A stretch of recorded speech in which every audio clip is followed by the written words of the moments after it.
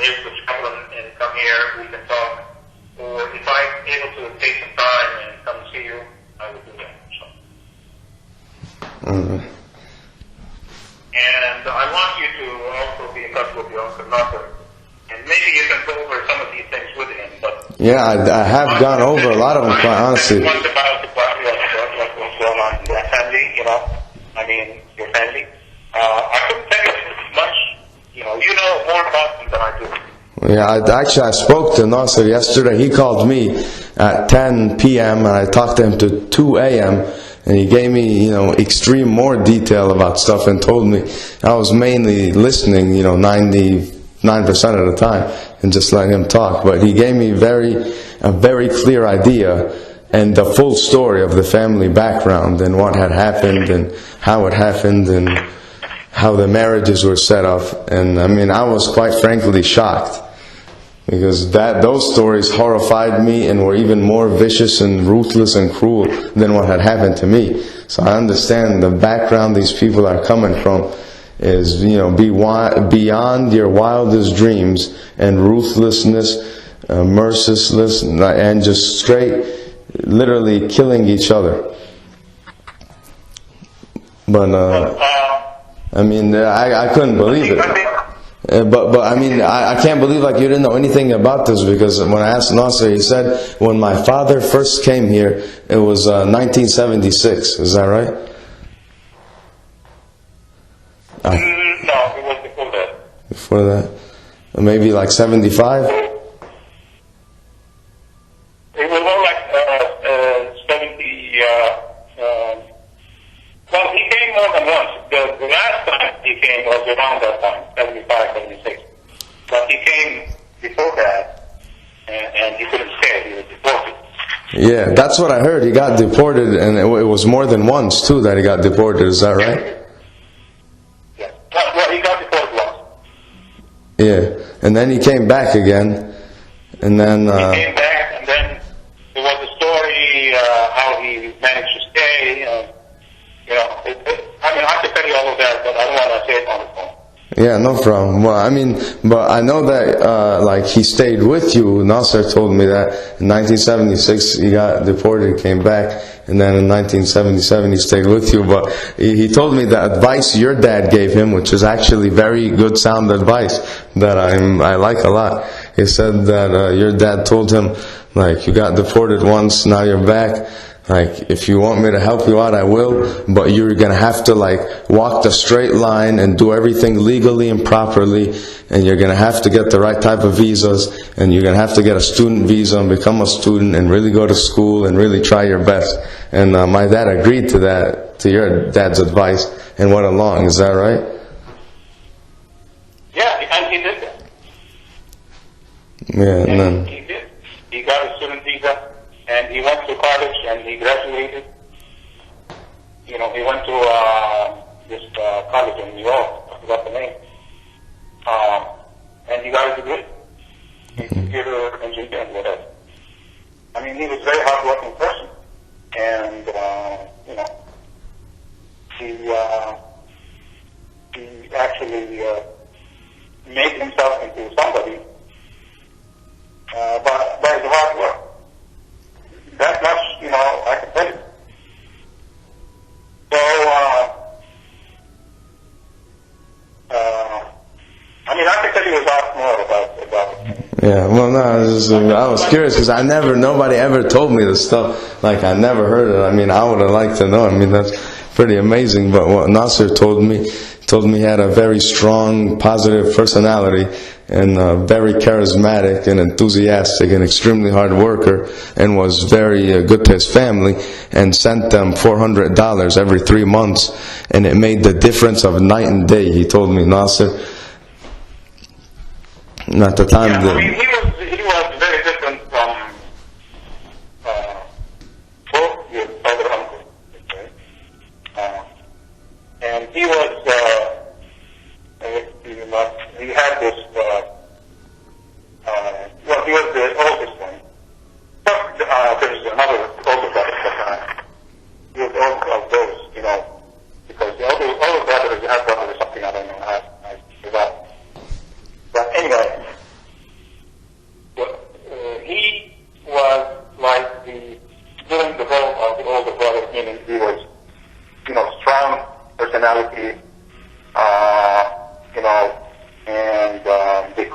against him, and he was also like protective, and he's the one who helped them to come here and all that. I mean, a lot of stuff that is good about the Prophet, okay? And a lot of stuff that you should know.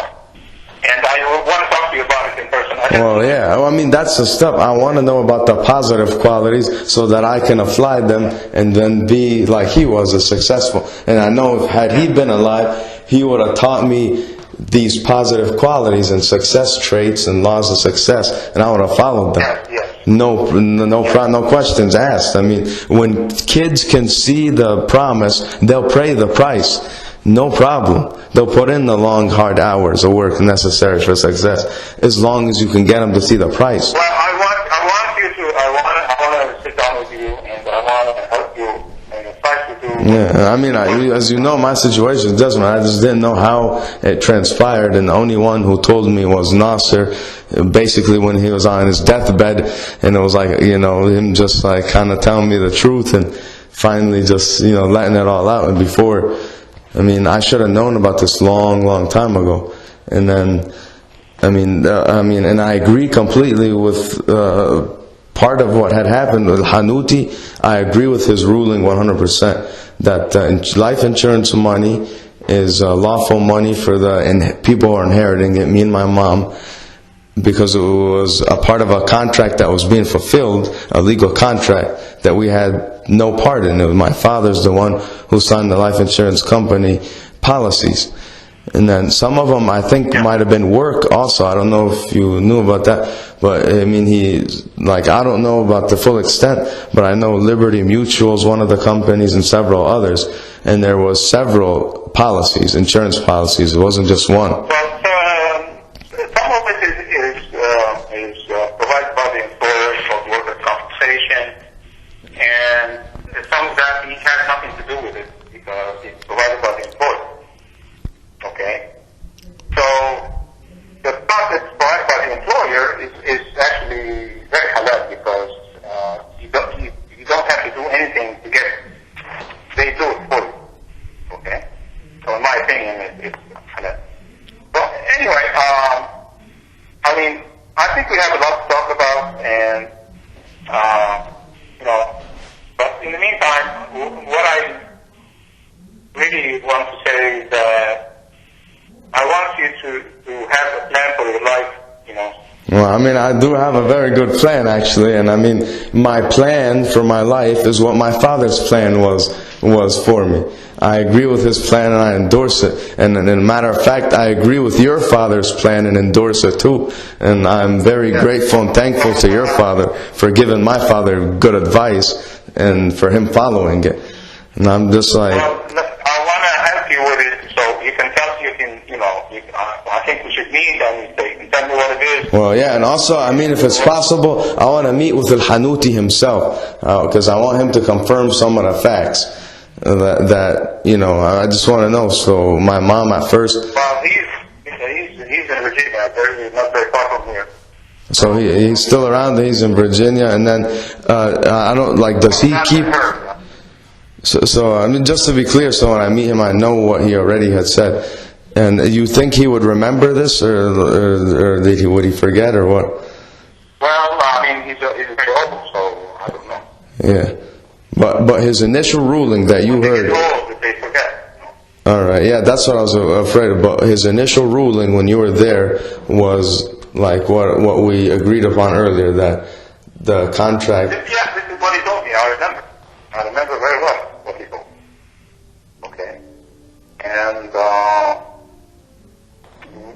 this is what everybody went by.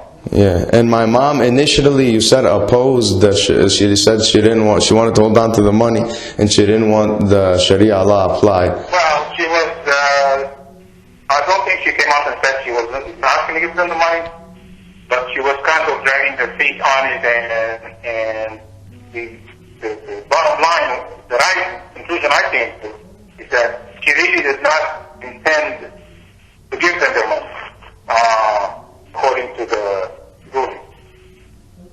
This is what I thought. Okay? Now, whether, she might say no, if you talk to her about this, might deny that.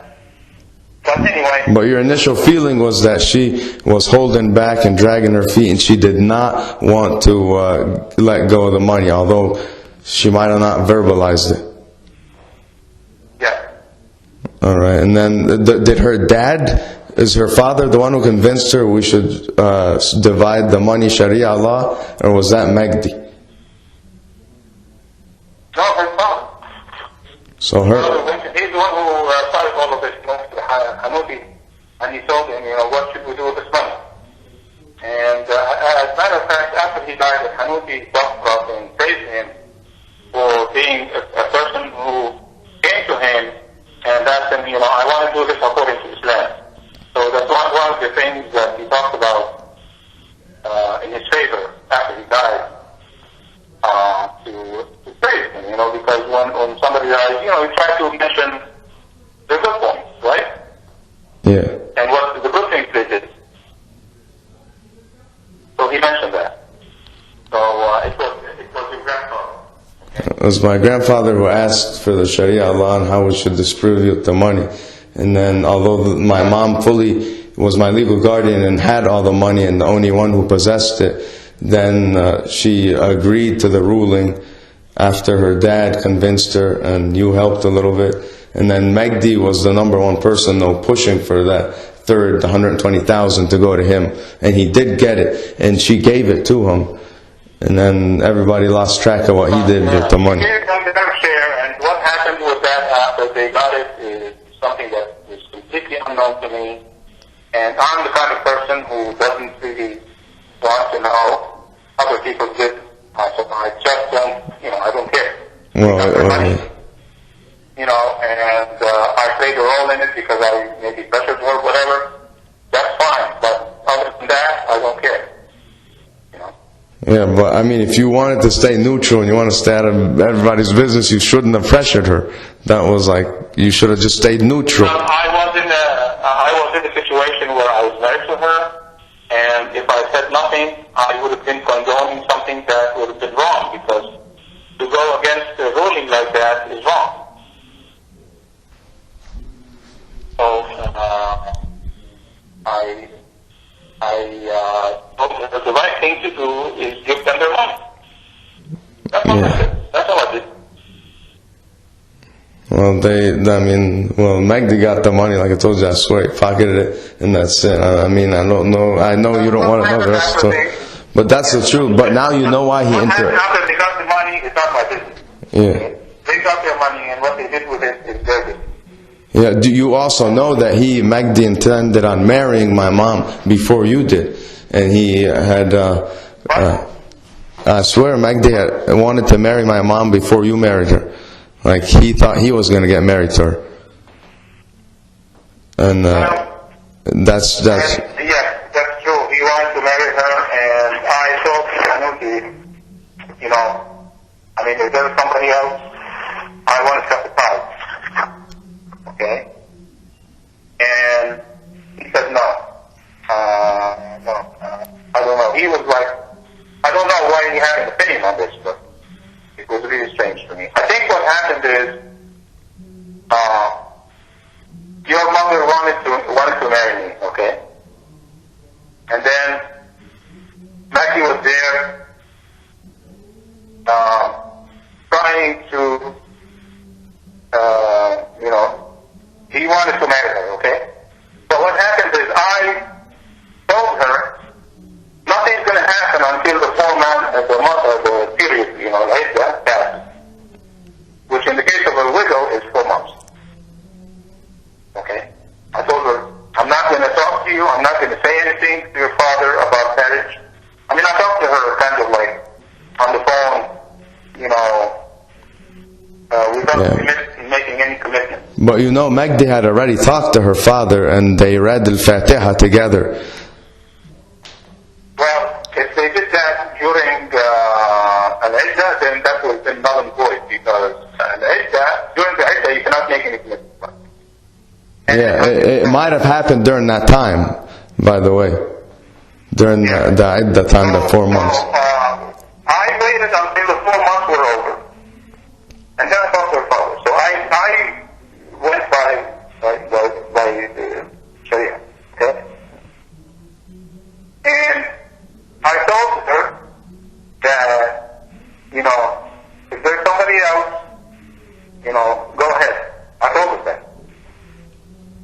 Well, she wanted to marry you too, just so you know. She didn't want to marry Magdi. I mean, initially a little bit, he was trying to convince her to marry him. And she, yes, that's true. And she thought that if I didn't marry her, then she was going to be forced to marry him. Yeah, that's true actually. And then Muhammad Mish'al, my uncle, he also objected against Magdi marrying my mom, and he said that Magdi cannot be trusted, and I think he's a con artist. Well, they saw it as money grab. You know, they saw this marriage as a marriage for money. From Magdi's side. Yeah, he was marrying for money. Yes. They thought he wanted to marry her because of the money. Okay? He said he wanted to marry her because of you. Alright, that's a lie. I swear he wanted to marry her because of the money. Continue. In any case, it doesn't matter. What matters is this is what happened, okay? Yeah. After I came, I was overseas at the time. After I came back, I had already done the marriage contract remotely, by the way, from overseas, okay? So when I came, I was already, committed to her, with a marriage contract. But I went to Hanuti and I told him, listen, I really don't want to do this. Okay? Okay. That's before I went and met her and her parents and all that. I had this contact with her on the phone, by mail and by the phone and all that, okay? And Hanuti did the marriage contract while I was away. You can do that. Okay? Of course, with my approval and, with a written paper that there were two witnesses, and I gave him the power of attorney to do this on my behalf. Okay? So it was all legal and Sharia and all that. Okay? And yeah, I think you told me, yeah. Okay. Yeah.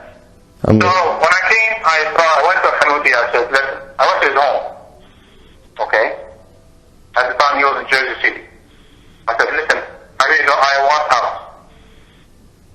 I don't want this. Okay? There was too much stuff going on. Alright? Alright. So he said, if you raise this orphan, that's enough for you, to want this marriage. This is a reward for it. It's okay, you can live in that. I said, okay. That's the one thing that actually changed my mind. Okay? So I went to her house, to her parents' house, and in the meantime they had caused some trouble. I actually went there to fight with them. But anyway, I ended up marrying her, okay? Okay. And it's almost as if like I didn't want to, because I had this feeling that, I don't know, that this marriage... Well, I'm going to tell you the truth. You should have followed your feeling. Your gut feeling that you didn't want to was accurate, but that's okay. We'll continue. Yeah. So I had a feeling this marriage was going to be full of problems. Okay? Yeah. So I married her against my... Okay? And the rest, well, you know the rest. Well, I mean, I could talk to you for hours about it. yeah. Well, I mean, kind of. I mean, you can give me a summary. I don't fully know the rest. Like, for example, so you married her in Jersey City, and then, like, I still don't know the real story about how the taxi cab medallions were purchased. Those were purchased, I mean, from what I understand, from my grandfather. But when was that? Was that before the marriage or after the marriage? She can tell you that. Of course, it was before I married her, I think. I don't remember, to be honest with you, and she can tell you that. Well, you think it was before because she was still, with her dad, and she had the money, she was holding on to it. So that's... No, it was after, because the money was in a bank. The money was, there was a bank managing the money, and they had invested in stocks and bonds and all that. And then at some point, she decided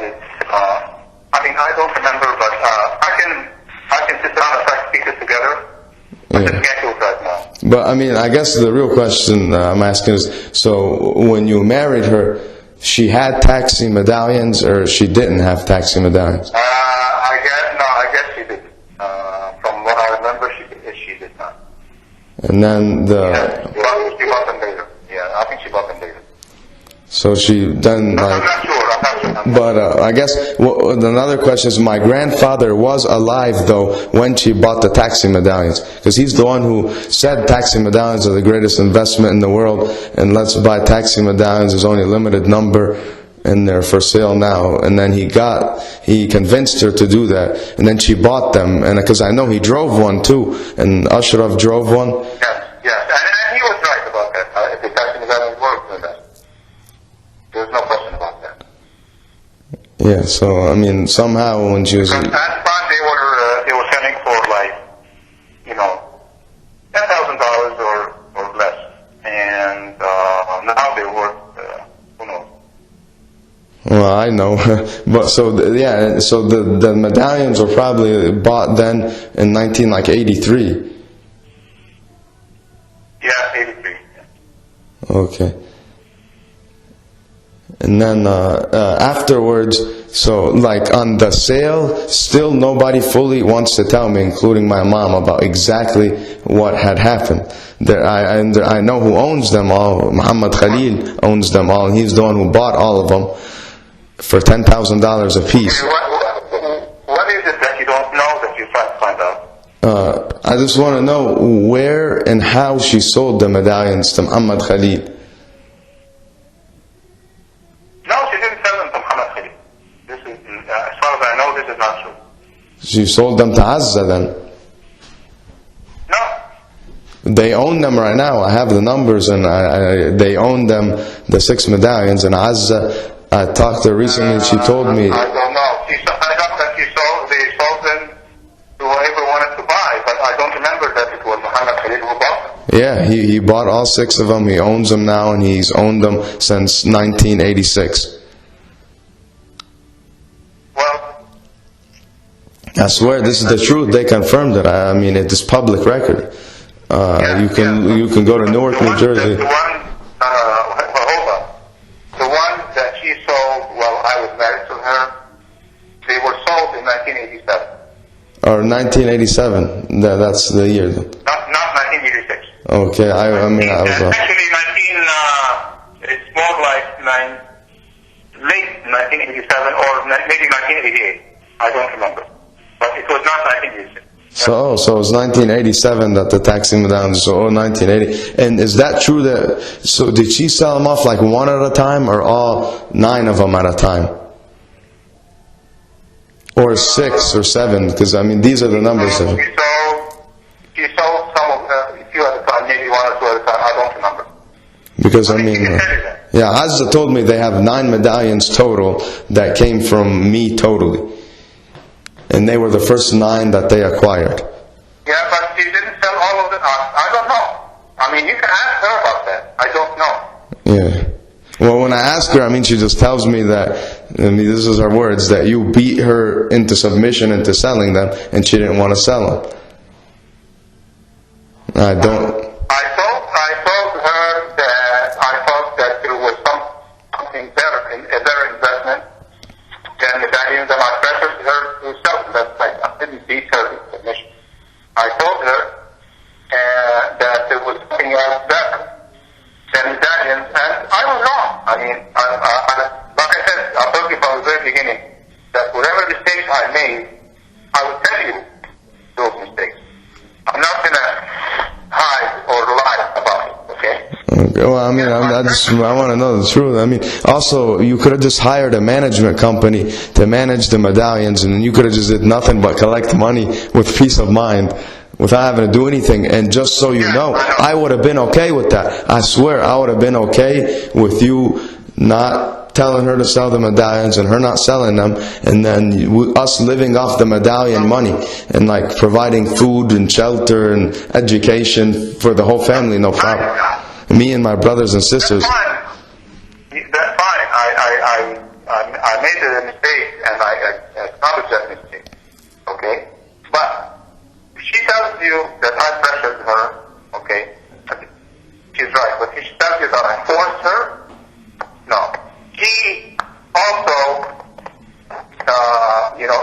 agreed with me to some point, to some extent, that, we could do something different with this money. And so,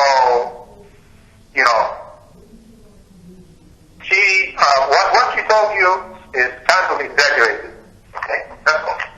Well, I mean, yeah, I know. I mean, you talked to her, and I thought she's very dramatic and loud, and I can't tell what she's telling, if it's the truth or if it's exaggerated. But what she told me was she didn't want to sell them. I'm telling you that I made a mistake, and I probably should have left everything alone, and just stayed, out of it. I should have stayed out. Yeah, I mean, I swear you would have had peace of mind, and you wouldn't have been entangled in all this. Right. I made it. That was the biggest mistake I made. Okay.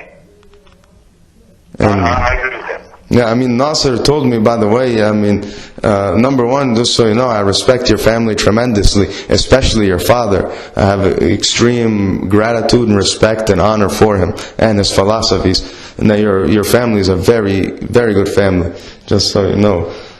This is what Nasser says, and I agree with him on that.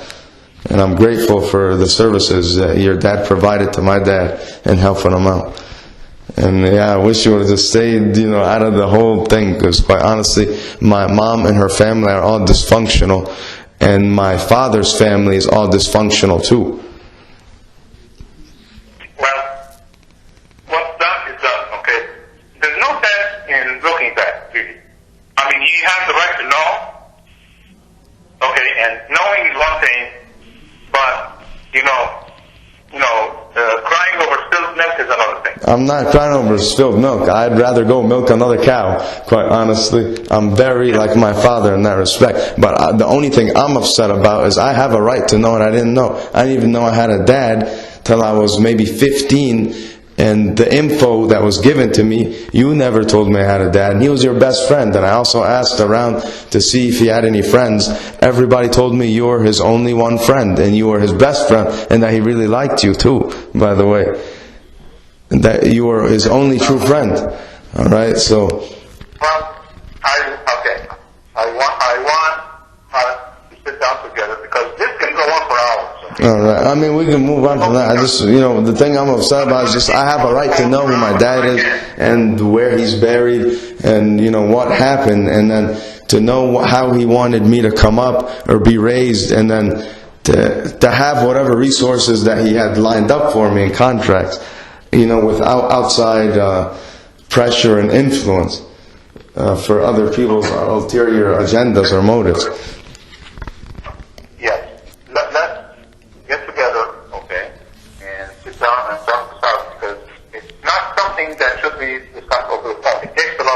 I know, and then the other reason too, just so you know, by you and my mom not telling me, I mean, my mom, that's very disrespectful to my own dad for her not to tell me that I have a dad and who he is. So, I mean, that's a very big wrong on her, but I mean, that's very deceitful, and it's just, lying, and it's manipulation and deceit, and it's not fair, and it's not just, and it's not part of any law or any sharia or anything. But that's one thing that she did that's very wrong. And then if you had at least told me, I would have had a little bit advanced warning on how to deal with Magdi and not know that he's trying to rip me off and literally trying to kill me, and because he wants to get rid of me and have no trace of the money he took.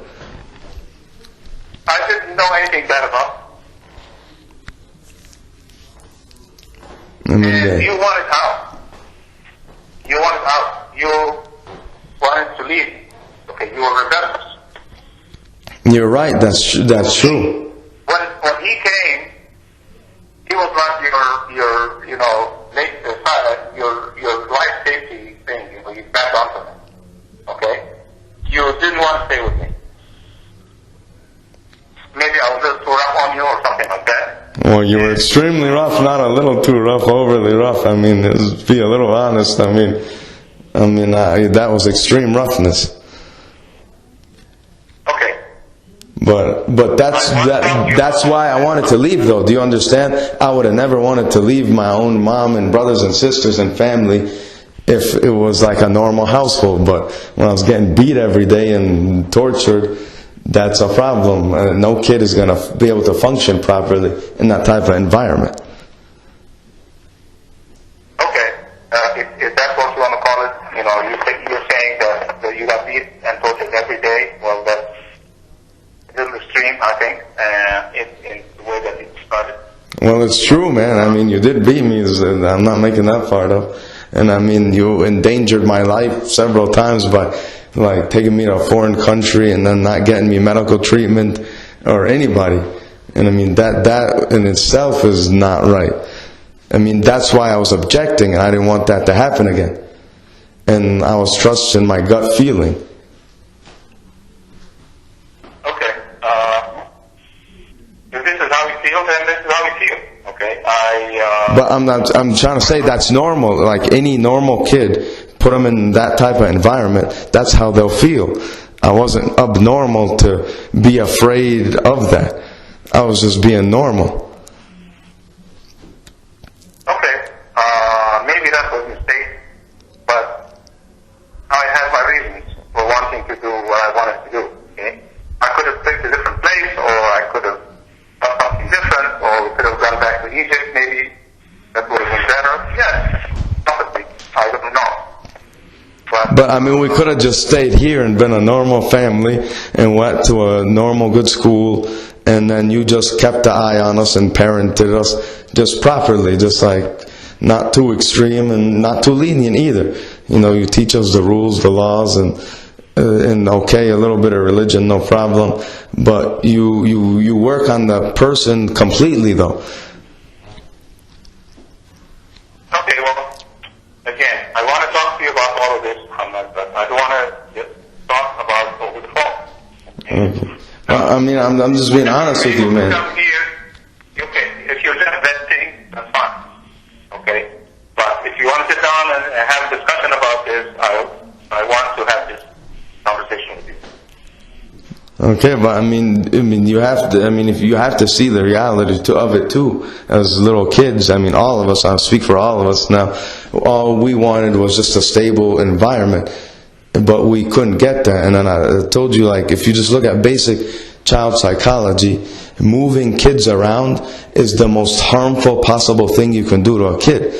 And this is not me saying this. This is the Journal of Psychology report. That's my source. Kids who have moved around more than twice during their school age years are 10 times as likely to try to commit suicide, use drugs, have sex underage, teen pregnancy, and have all types of social problems. And that's why, like, the kids who never moved, like the Muhammad Khalil's kids, are okay. That's why Magdi's kids who never moved once are okay, and they're all doctors or people with master's degrees and all very smart and intelligent and, wealthy and married and living very happily and successfully and are an asset to the community they live in.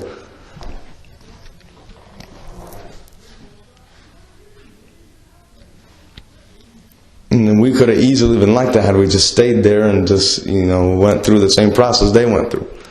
And I would have been okay with that. Okay. I mean, I'm just letting you know the truth. I wasn't rebelling against any specific religion or philosophy or any of that. I was just rebelling against instability. Well, I mean, it was not a functional marriage, I mean, quite honestly, I think maybe some other people convinced you of doing stuff that against your own best judgment you didn't want to do. I'm not sure. I could be wrong. Maybe that you really did want to do that. I don't know. No, I mean, that's very far-fetched. And I mean, I don't know what was your mom's position on us moving overseas. Was she for that or against that? She was against it. And I agree with her then there too, and I swear, and I endorse and support her. Right. Okay. I guess I made too many mistakes, and this is the result.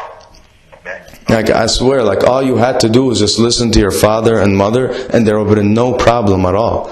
And your gut intuition feeling that you shouldn't have married my mom, or even we shouldn't have moved overseas, or all that stuff.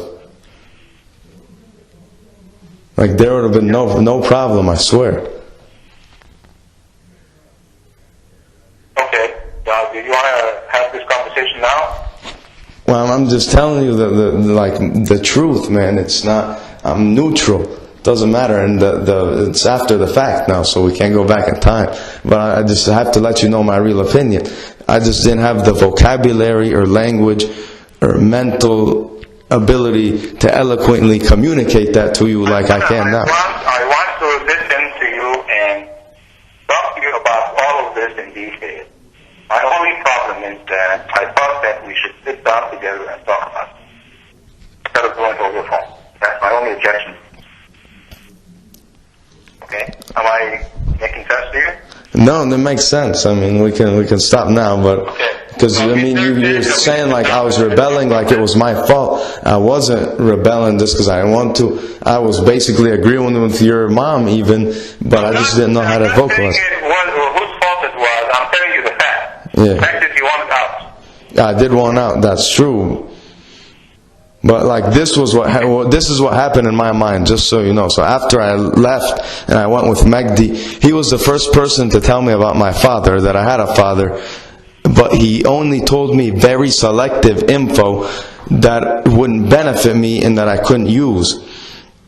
And he never once ever mentioned anything about money till way later on when I inquired about him and when we had a few fights. And then while he was angry, he wasn't able to control himself, and he said a few things, and that's how I first knew about it. But my thought was, especially when he beat me, so when I went to to Utah, he almost killed me like almost instantly. When I went there, he beat me up in front of everybody and took out a knife and almost killed me, and then I ran away. And then he sent me to Kemper Military School, and that was a known place where it was a boot camp, and they're shut down now because several lawsuits were filed against them because they killed some kids by beating them up. But he knew that was a messed up place and had a bad reputation for beating up their students. He sent me there intentionally. I have a lot of stuff that I want you to understand. Okay, but I just want to say it now. I think you're just venting, right? Well, I'm not venting. I'm just letting you know the facts. You didn't know the omissions and what they cost me. So, and at that time too, my thought was this guy is more like extreme on me than even you were. But I didn't know why though. I had no idea. He had an agenda from the get-go. Okay. You can say extreme all you want, okay? I was not extreme.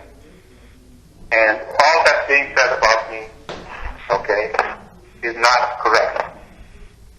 Okay? I know people who raise their children a lot more stricter than I raised you and yours. Brothers and sisters. Okay? And they came out okay. If anything, I was lenient. I was too lenient in some way. Okay? And the times that I punished you are, like I can remember once or twice. Okay? And that's it. And I believe in physical punishment, by the way. You believe in what? I believe in physical punishment. Physical punishment. I believe in physical punishment. You believe in physical punishment. I believe in that, okay? But I was not extreme and I didn't do it. But I don't believe in that. I don't believe in that. And you beat me numerous times, not more, way more than twice. I mean, I can list some of them because I remember if you want me to. I'm not going to go into it, but just, I mean, the numbers. Let's talk about that. Let's talk about that because. So I mean, if you remember, you beat me for Nintendo playing several times, more than once, and with the Nintendo cords. And I mean, that to me, that's extreme. I mean, maybe not to you, But to me, that's pretty extreme. Okay. Let's talk about that. Okay. And anything else you want to talk about? But I don't see, why this has to be said over the phone. All right. I mean, I'm just, saying. But anyway, I wish I would have had some info so I could have protected myself against Magdi, because I couldn't. I was defenseless. And now I fully see the results of what he intended to do and what he tried to do. I knew nothing about him, okay, and he was your uncle. And your uncle has the right to say, okay, I want to raise this child from this point on, because you were getting close to your seniors. You were like, I think you were at the time maybe 12? Yeah. When you left me? I was, I think maybe 13, 12 or 13, maybe 14. Yeah, so you were getting into the teen years, and he said, this is time when I want to take him and raise him, and all that. So, who am I to say yes or no? Well, yeah, I mean, I understand you didn't know who he was or what he was. But if you had done a little research, you would have found out. Even if I knew something bad about him, the only thing I could have done is called your other uncle and said, listen, But I didn't know. I didn't know anything about him. Yeah, you should have asked Nasser, because he would have told you the truth if you would have asked him. He's not going to volunteer it because he can't. But if you would have asked him, he would have told you. Okay. But it's okay. A lot of mistakes were made, and I think that you need to try to get your life together, and I want to make up for whatever mistakes I made, so I'm going to help you as much as I can. That's all I can do. Well, thank you very much for your time, and thank you for sharing and clarifying a lot of the things that I just had no idea about.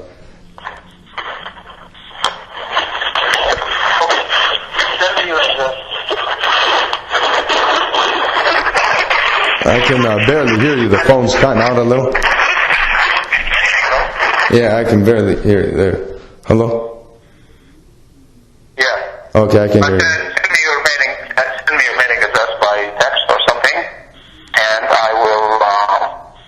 I'll keep it. Okay. Okay. And let me know if we can get together somehow.